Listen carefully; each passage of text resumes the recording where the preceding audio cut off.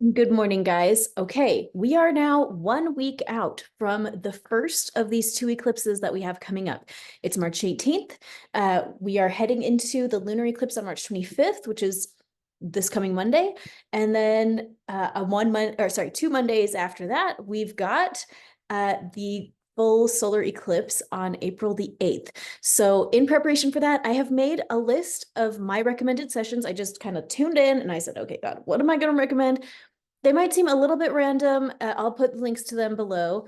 But I'll tell you today, the session that I'm going to recommend is called Healing from Self-Loathing. And if you go to my website, alliedoesatclasses.com, the link is down there. Uh, I think that class is by donation. It should cost like $10 or something like that.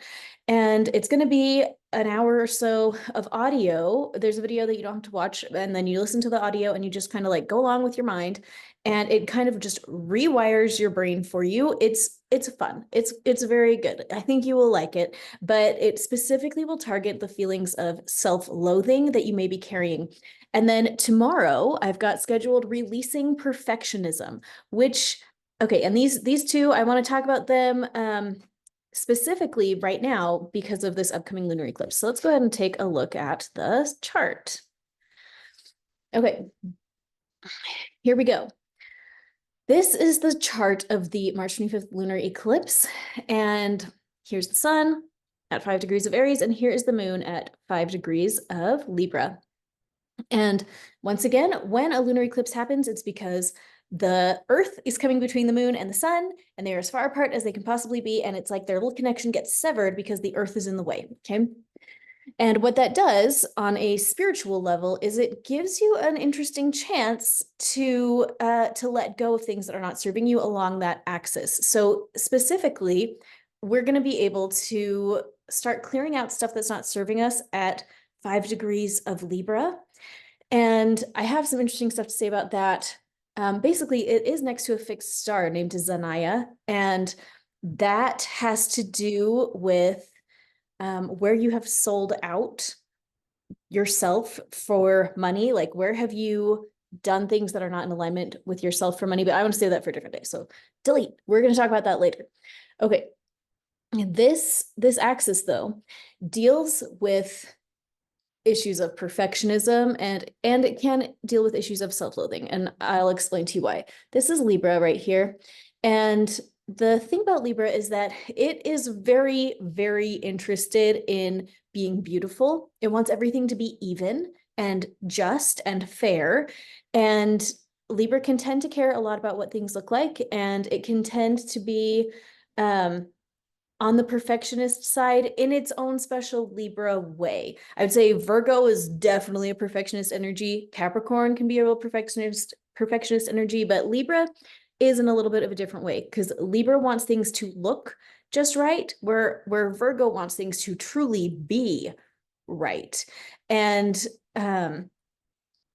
I don't know. I think this upcoming eclipse, I think things are going to show up for us that show us where things are not fair in our lives and where things don't look right in our lives. I mean, literally. Right now I'm being distracted because I have this like empty root beer bottle from last night. I gave my kids pizza. I was so busy. We just ordered out and had a bunch of pizza, but those are the kinds of things that are going to pop into our awareness. And we're going to say, oh man, this room isn't clean. Oh man, this space does not look the right color. This decoration is not the right kind of decoration, and that kind of thing. And we're gonna start kind of caring about what things look like. We're gonna have this opportunity to pay a lot of attention to how things are looking, where we have perfectionist tendencies, where we need to clear those out, where we need to be a little bit more self-forgiving, even if we don't look the way that we wish that we looked. I mean, like physically, when you look in the mirror, can you love yourself and forgive yourself for not being the idealized version of yourself that you wish that you were? So let's go back to the chart. This during this eclipse and in these couple of days leading up to it, and then the 2 weeks between eclipses, this is just something that is going to be a little bit of a theme that's going on. Now, Aries is a sign that deals with your physical body. It's the sign of being born and incarnating from just being a spiritual thing to being a spiritual being inside of a body of flesh and bone. Libra, on the other hand, is an air sign, and air signs are really famous for being kind of ethereal, kind of floaty in their thinking. So in a way, we're also dealing with this axis of thoughts versus body. And so I know that everybody is really different with thoughts versus body. I'm thinking of like these famous athletes and stuff where they obviously have a massive body connection and they're like very connected to their own bodies. And a lot of people are very connected to their own bodies. And then you get a lot of people that are less connected to their bodies. And I think our current culture has set up to kind of deconnect us from our bodies. Like, here we are, here's you and me, we're interacting through a screen, right? And all of our interactions with screens kind of can divorce our brains from actual reality. And what I mean by that is, I mean, man, have you ever been in physical pain and so you put on a show to distract yourself? But that is how this works. We're getting these little dopamine hits from the screens that we're watching. It's kind of altering our brain chemistry. We're kind of drugging ourselves using our devices and our digital world, so that we don't have to participate in real life in the same way. And so I definitely have seen that in my own self where, I could go exercise or I could, mess around on a screen. I'm like, oh, I guess I'd better just mess around on a screen, and I know I'm like deluding myself. I need to go take better care of my physical body, but it's so easy to get sucked into this digital world. And so I'm thinking that this is going to be another theme where we're going to have things show up for us that are going to help us get a little bit clearer on that divide between our thoughts and our bodies. There doesn't have to be a divide between these things, right? I think true enlightenment comes when our minds and bodies are united, when we are of one heart and one mind, right? That's where the Zion stuff happens. But the trick is that I don't think it's a natural state. It's something that we are working towards. And right now, this eclipse is going to help us see what changes we need to make. And things are just going to naturally flow up and say, ping, guess what? You need to do it a little differently in this part of your life or in that part of your life. And then we get to just play along and see what unfolds. It will all unfold naturally. You don't have to be super on top of it. All you have to do is show up. You just live your life and things are going to show up for you. So one interesting thing about it is that when it comes to lunar eclipses, so solar eclipses, the moon is blocking out the light of the sun, and a lot of times it can lead to like confusion.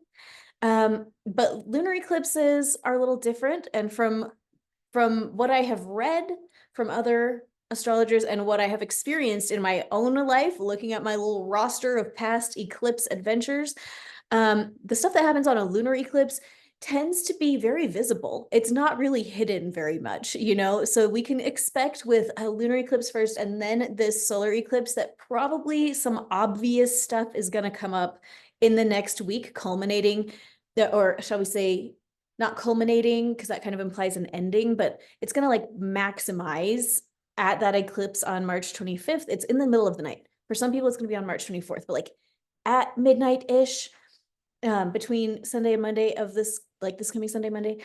And then we're going to see that situation kind of like build and continue and flow into that solar eclipse. But we're going to see a big obvious thing. And then when the solar eclipse comes, we're going to possibly be saying,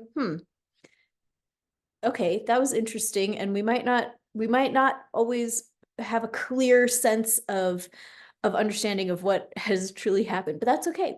That's okay. That's the name of the game. We just kind of go through life and we figure it out as we go. And the only thing that matters is that we're connected with our creator. And this morning I woke up, I have so much stuff to do today. Oh, but I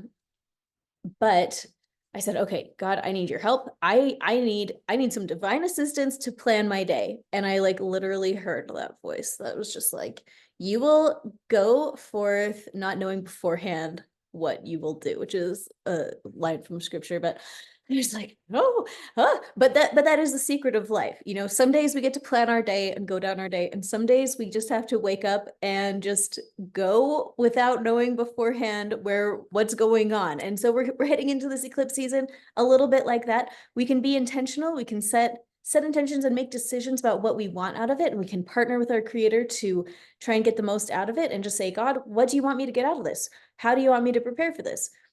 How can I best use the gravitational pulls of all of these planets that are aligning in these different ways, so that I can heal myself and be a better servant and help more people and help myself and heal my family. Um, and we may get a clear answer and we may get a specific answer, but we may also get the answer of, you're just gonna have to go one step at a time and just see what shows up. So let's just see what shows up. But in the meantime, just wanted to bring that to your attention. That divide between your body and your thoughts. Where are you divided? Where do you need to be spending more time? If you are a really thinky person like I am, you probably need to spend some more time with your body. Go hit the gym, right? Like, go pay more attention to what you eat and when you eat, and how you're moving your body and how you're using your body outside and interacting with the planet that we belong on as like mammals, you know, like, let's get a little bit more connected to nature. If you are very connected to your body and maybe you need to spend a little bit more time in your thoughts, then that's another part of the story. I think that's probably uh, a much smaller problem that we face as a society at this time. But our job with this upcoming lunar eclipse is going to be a little bit more conscious of that. And we don't have to change, we don't have to like completely redo our lives or something, but we're just going to observe. We're going to be witnesses of what is showing up for us, and then we're going to use our brain and partner with God to decide what to do about it. Okay, well, I hope this was helpful. I hope you're feeling fun on the roller coaster. Remember, the only difference between fear and excitement is breath. Just take a deeper breath. If you're feeling afraid, just take a deep breath. There's nothing to be scared of. Good things happen to the people that love God, and we have made of the shade. We just have to trust. Okay, so I will see you guys tomorrow. Have a great day.